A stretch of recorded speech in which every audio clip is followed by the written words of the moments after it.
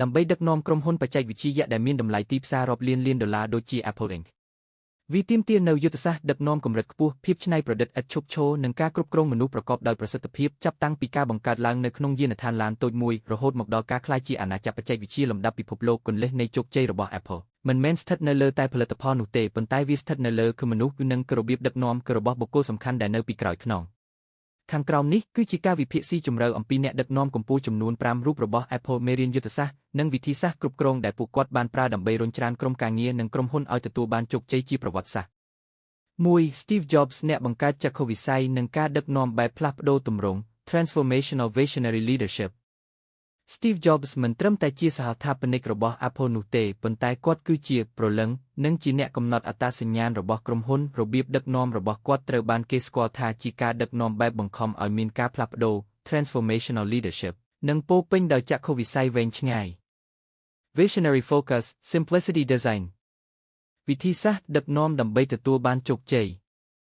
ការបង្កើតតំបន់បង្ខូចភាព Reality Distortion Field RID Jobs មានសមត្ថភាពពិសេសក្នុងការធ្វើឲ្យក្រុមការងារជឿជាក់លើរឿងដែលមិនអាចទៅរួចនៅពេលដែលវិស្វករប្រាប់ថាឌូមិនអាចធ្វើបានទេ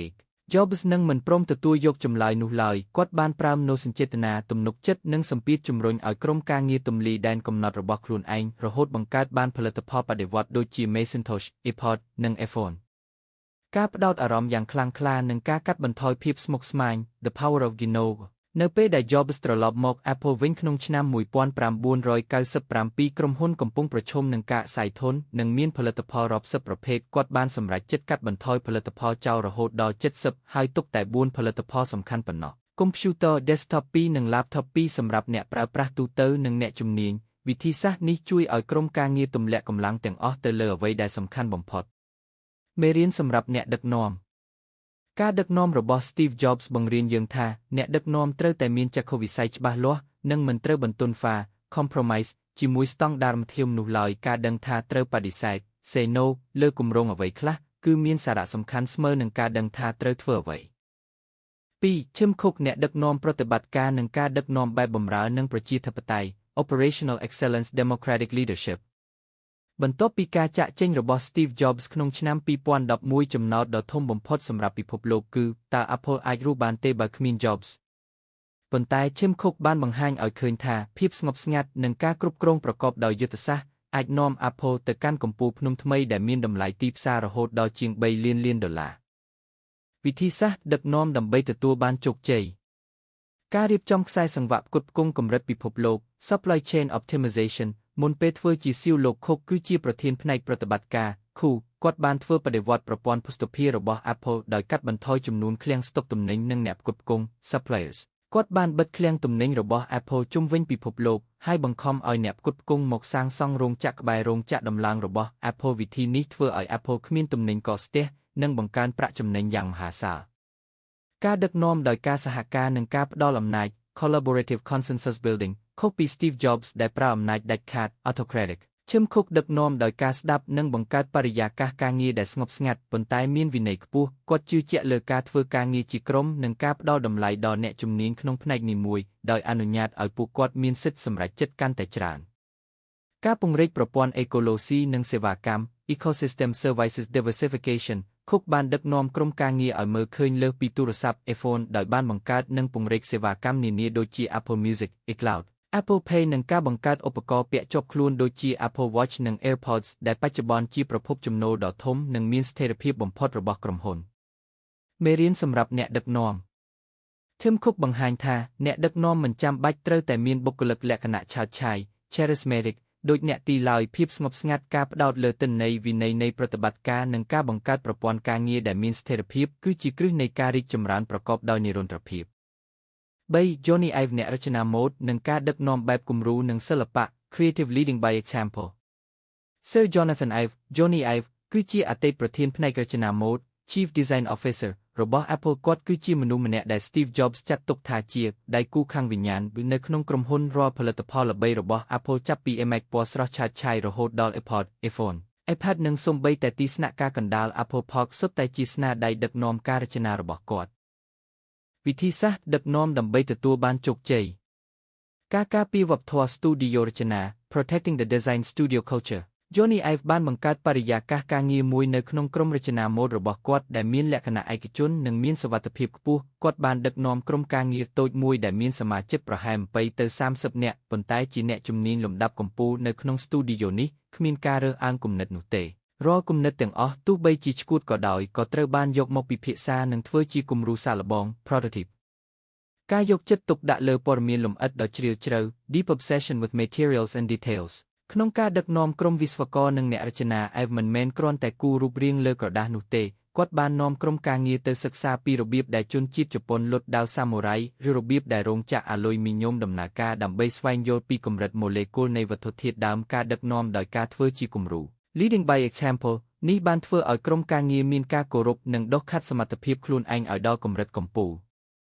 ទល់ឲ្យភាពរវាងរូបរាងនិងមុខងារ Form follows function គាត់បានបង្រៀនក្រុមការងារថាការរចនាមិនមែនគ្រាន់តែជាការធ្វើឲ្យមើលទៅស្អាតនោះទេប៉ុន្តែវាគឺជារបៀបដែលវាដំណើរការ how it works គាត់តែងតែដកចេញនៅប៊ូតុងឬផ្នែកដែលមិនចាំបាច់ដើម្បីឲ្យអ្នកប្រើប្រាស់អាចប្រាស្រ័យទាក់ទងជាមួយបច្ចេកវិទ្យាដោយមិនបាច់គិតច្រើនមេរៀនសម្រាប់អ្នកដឹកនាំ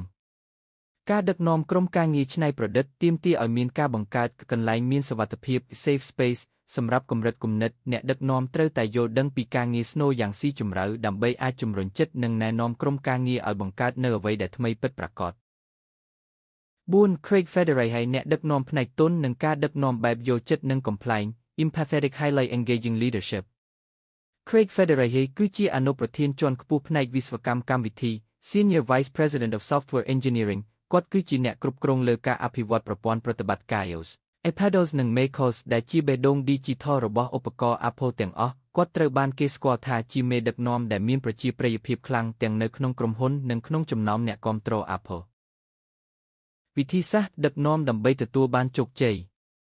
ការសម្របសម្រួលរវាងវិស្វកររាប់ពាន់នាក់ Managing Scale with Alignment ការដឹកនាំក្រុមវិស្វករកម្មវិធីរាប់ពាន់នាក់គឺជាការងារដ៏ស្មុគស្មាញបំផុត Craig ប្រើប្រាស់វិធីសាស្ត្រតម្រឹមគោលដៅ Alignment over Controlគាត់បង្កើតគោលការណ៍ស្នូលច្បាស់លាស់សម្រាប់កំណែទម្រង់នីមួយដូចជាការផ្ដោតលើឯកជនភាពសុវត្ថិភាពឬល្បឿនហើយទុកឲ្យក្រុមការងារតូចមានសេរីភាពក្នុងការសរសេរកូដនិងដោះស្រាយបញ្ហាដោយខ្លួនឯងការដឹកនាំដោយភាពយល់ចិត្តនិងកាត់បន្ថយភាពតានតឹង Empathetic High Energy Leadership វិស័យសរសេរកម្មវិធី Software Development ងាយនឹងធ្វើឲ្យបុគ្គលិកជួបប្រទះនឹងការហត់នឿយខួរក្បាល Burnout Craig ប្រើប្រាស់ភាពកំប្លុកកំប្លែងភាពរស់រវើកនិងការបើកចំហដើម្បីកាត់បន្ថយសម្ពាធទាំងនោះគាត់តែងតែចូលរួមជាមួយក្រុមការងារដោយផ្ទាល់ស្ដាប់បញ្ហាបច្ចេកទេសនិងបង្ហាញការកោតសរសើរចំពោះកិច្ចខិតខំប្រឹងប្រែងរបស់ពួកគេជាសាធារណៈការផ្ដោតលើបទពិសោធន៍អ្នកប្រើប្រាស់ជាចម្បង User Centric Engineering គាត់បានជំរុញក្រុមវិស្វករកុំឲ្យផ្ដោតតែលើភាពអស្ចារ្យនៃកូដប៉ុន្តែត្រូវផ្ដោតលើអារម្មណ៍របស់អ្នកប្រើប្រាស់ទូទៅរាល់មុខងារថ្មីត្រូវតែឆ្លងកាត់ការសាកល្បងយ៉ាងម៉ត់ចត់ដើម្បីធានាថាវាមិនបង្កការរំខានដល់ជីវិតប្រចាំថ្ងៃរបស់អ្នកប្រើប្រាស់នោះឡើយមេរៀនសម្រាប់អ្នកដឹកនាំនៅក្នុងពិភពបច្ចេកវិទ្យាដែលមានសម្ពាធខ្ពស់ភាពឆ្លាតវៃខាងអារម្មណ៍ Emotional Intelligence របស់អ្នកដឹកនាំគឺជាកាវដែលភ្ជាប់ក្រុមការងារឲ្យនៅជាមួយគ្នាការបង្កើតបរិយាកាសការងារដែលមានភាពរីករាយនិងការផ្ដល់សេរីភាពក្នុងការបង្កើតថ្មីនិងជួយទាក់ទាញនិងរក្សាបាននូវធនធានមនុស្សពូកែ Talents 5. Angela Ahrendts អ្នកបង្កើតបទពិសោធន៍លក់រាយនិងការដឹកនាំបែបមនុស្សធម៌ Human-centric cultural leadership ទោះបីជាបច្ចុប្បន្នគាត់បានចាក់ចេញពី Apple ក៏ដោយប៉ុន្តែក្នុងនាមជាអតីតអនុប្រធានជាន់ខ្ពស់ផ្នែកលក់រាយនិងហាងអនឡាញ Senior Vice President of Retail and Online Stores ចន្លោះឆ្នាំ2014ដល់2019 Angela Ahrendts អតីត CEO របស់ Brand Mode Burberry បានធ្វើបដិវត្តន៍របៀបដែល Apple ប្រាស្រ័យទាក់ទងជាមួយអតិថិជនតាមរយៈហាងរាប់រយនៅជុំវិញពិភពលោកវិធីសាស្ត្រដឹកនាំដើម្បីទទួលបានជោគជ័យការផ្លាស់ប្ដូរទស្សនៈពីហាងលក់ទំនិញទៅជាទីធ្លាសហគមន៍ Town Squares Angela មិនចង់ឲ្យហាង Apple Store គ្រាន់តែជាកន្លែងដែលមនុស្សមកទិញទូរស័ព្ទរួចក៏ដើរចេញនោះទេគាត់បានដឹកនាំក្រុមការងារផ្លាស់ប្ដូរយុទ្ធសាស្ត្ររចនានិងកម្មវិធីនៅក្នុងហាងដោយបង្កើតកម្មវិធី Guitar Day at Apple ដែលជាកន្លែងបង្រៀនថតរូបបង្រៀនសរសេរកូដនិងកម្មវិធីសិល្បៈដោយឥតគិតថ្លៃវិធីនេះធ្វើឲ្យអតិថិជនមានអារម្មណ៍ផ្សារភ្ជាប់ជាមួយម៉ាកសញ្ញា Apple កាន់តែស៊ីជម្រៅការជំរុញទឹកចិត្តបុគ្គលិកជួរមុខ Empowering the Frontline Staff ជាមួយនឹងបុគ្គលិកហាងរាយជាង70,000 អ្នកនៅជុំវិញពិភពលោក Angela ដឹងថាពួកគេគឺជាកមុខមាត់ ពិតប្រាកដរបស់ក្រុមហ៊ុនគាត់បានប្រើប្រាស់ប្រព័ន្ធទំនាក់ទំនងផ្ទៃក្នុងយ៉ាងសកម្មដោយផ្ញើសារជាវីដេអូប្រចាំសប្តាហ៍ទៅកាន់បុគ្គលិកគ្រប់រូបដើម្បីចែករំលែកចក្ខុវិស័យនិងស្ដាប់មតិកែលម្អពីពួកគេគាត់បានលុបបំបាត់ការវាស់វែងការលក់បែបបុរាណ commission based ដើម្បីឲ្យបុគ្គលិកផ្ដោតលើការជួយអតិថិជនពិតប្រាកដដោយមិនមានសម្ពាធត្រូវតែលក់ទំនិញឲ្យដាច់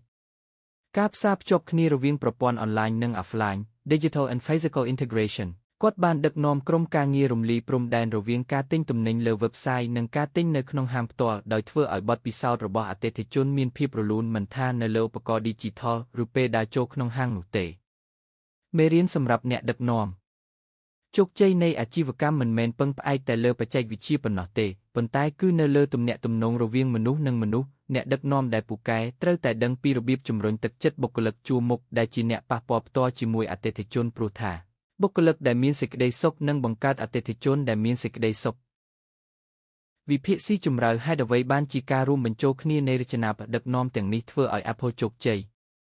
ប្រសិនបើយើងពិនិត្យមើលឲ្យបានច្បាស់យើងនឹងឃើញថាជោគជ័យរបស់ Apple មិនមែនកើតឡើងដោយសារតែរចនាបថដឹកនាំតែមួយបែបនោះទេប៉ុន្តែវាគឺជាកុសលធម៌ពល synergy នៃការរួមបញ្ចូលគ្នានូវរចនាបថដឹកនាំខុសគ្នាទៅតាមពេលវេលានិងបរិបទដែលសមស្រប1ការឆ្លាស់វេនគ្នាដ៏ល្អឥតខ្ចោះរវាង Jobs និង Cook នៅក្នុងទ្រឹស្ដីគ្រប់គ្រងក្រុមហ៊ុនមួយត្រូវការទាំងគឺអ្នកបង្កើត The Innovator និងគឺអ្នកពង្រីក The Scaler Steve Jobs គឺជាអ្នកបង្កើតដ៏មានឥទ្ធិពលដែលអាចបង្កើតទីផ្សារថ្មីសន្លាងមួយដែលមិនធ្លាប់មានពីមុនមក Disruptive Innovation ប៉ុន្តែប្រសិនបើ Apple នៅតែបន្តដឹកនាំដោយមនុស្សដែលមានចរិតឆេវឆាវនិងចូលចិត្តការប្រថុយប្រថានខ្លាំងដូច Jobs ក្នុងរយៈពេលវែងក្រុមហ៊ុនអាចនឹងប្រឈមនឹងភាពមិនច្បាស់លាស់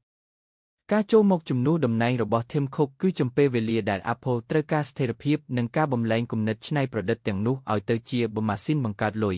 ដែលមានប្រសិទ្ធភាពខ្ពស់ Cook មិនបានព្យាយាមធ្វើខ្លួនជា Steve Jobs ទី2នោះទេប៉ុន្តែគាត់បានប្រើប្រាស់ចំណុចខ្លាំងរបស់ខ្លួនឯងគឺភាពល្អឥតខ្ចោះផ្នែកប្រតិបត្តិការដើម្បីទ្រទ្រង់និងពង្រីកចក្ខុវិស័យរបស់ Jobs 2. ទល់ឲ្យភាពរវាងផ្នែករឹង hardware ផ្នែកទន់ software និងមនុស្ស peopleជោគជ័យរបស់ Apple ផ្អែកលើត្រីកោណដ៏រឹងមាំមួយ Johnny Ive hardware ធានាថាផលិតផលមើលទៅស្អាតមានភាពទាក់ទាញនិងប្រណីត Craig Federighi software ធានាថាប្រព័ន្ធខាងក្នុងដំណើរការបានលឿនគ្មានបញ្ហានិងមានសុវត្ថិភាព Angela Ahrendts people retail ធានាថានៅពេលដែលផលិតផលទាំងនោះត្រូវបានដាក់លក់មនុស្សដែលលក់វានិងមនុស្សដែលទិញវាមានអារម្មណ៍ផ្សារភ្ជាប់គ្នាយ៉ាងពិតប្រាកដការដែលអ្នកដឹកនាំទាំងនេះអាចធ្វើការងារជាមួយគ្នាបានគឺដោយសារតែពួកគេមានតម្លៃស្នូលរួមគឺ shared core values តែមួយដែលត្រូវបានចាក់គ្រឹះដោយ Steve Jobs នោះគឺការធ្វើអ្វីគ្រប់យ៉ាងដើម្បីផ្ដល់នូវបទពិសោធន៍ដ៏ល្អបំផុតសម្រាប់មនុស្សជាតិគន្លឹះសំខាន់សម្រាប់អ្នកដឹកនាំជំនាន់ក្រោយ Key Takeaways តាមរយៈការសិក្សាអំពីអ្នកដឹកនាំកម្ពុជាទាំង5រូបរបស់ Apple យើងអាចដកស្រង់នូវមេរៀនដឹកនាំសំខាន់ចំនួន5សម្រាប់យកមកអនុវត្តក្នុងអាជីវកម្មឬការគ្រប់គ្រងក្រុមការងារច្បាស់លាស់លើអ្វីដែលត្រូវបដិសេធការដឹកនាំក្រុមការងារឲ្យជោគជ័យមិនមែនជាការធ្វើគ្រប់រឿងនោះទេប៉ុន្តែជាការជ្រើសរើសធ្វើតែរឿងណាដែលអាចបង្កើតផលប៉ះពាល់ធំបំផុតរួចបដិសេធរឿងផ្សេងទៀតកសាងប្រព័ន្ធការងារមិនមែនពឹងលើបុគ្គលម្នាក់ទោះបីជាគ្មានវត្តមានរបស់បុគ្គលឆ្នើមម្នាក់ក៏ក្រុមហ៊ុនត្រូវតែអាចដើរទៅមុខបានការបង្កើតខ្សែសង្វាក់ការងារច្បាស់លាស់និងការរៀបចំរចនាសម្ព័ន្ធរឹងមាំគឺជាគន្លឹះនៃភាពរឹងមាំយូរអង្វែងផ្ដល់កន្លែងមានសុវត្ថិភាពសម្រាប់ការច្នៃប្រឌិតគុំវីតម្លៃគំនិតរបស់ក្រុមការងារលឿនពេកបង្កើតបរិយាកាសការងារដែលពួកគេមិនខ្លាចនឹងការធ្វើខុសព្រោះរាល់ការច្នៃប្រឌិតដ៏អស្ចារ្យតែងតែចាប់ផ្ដើមចេញពីគំនិតដែលមើលទៅហាក់ដូចជាមិនអាចទៅរួចដឹកនាំដោយភាពយល់ចិត្ត empathy បច្ចេកវិទ្យានិងទិន្នន័យគឺសំខាន់ប៉ុន្តែមនុស្សជាអ្នកដំណើរការវាការយល់ពីអារម្មណ៍ការកាត់បន្ថយសម្ពាធនិងការផ្ដល់តម្លៃដល់បុគ្គលិកគ្រប់កម្រិតនិងជំរុញឲ្យពួកគេបញ្ចេញសក្តានុពលពេញលេញ5. ផ្ដោតលើបទពិសោធន៍ទាំងស្រុង end-to-end experience មិនថាអ្នកធ្វើអាជីវកម្មអ្វីនោះទេចូលគិតពីគ្រប់ចំណុចដែលអតិថិជនប៉ះពាល់ជាមួយម៉ាកសញ្ញារបស់អ្នកចាប់តាំងពីការឃើញផ្ទាំងផ្សាយពាណិជ្ជកម្មការប្រើប្រាស់ផលិតផលរហូតដល់ការសេវាកម្មក្រោយការលក់សន្និដ្ឋាន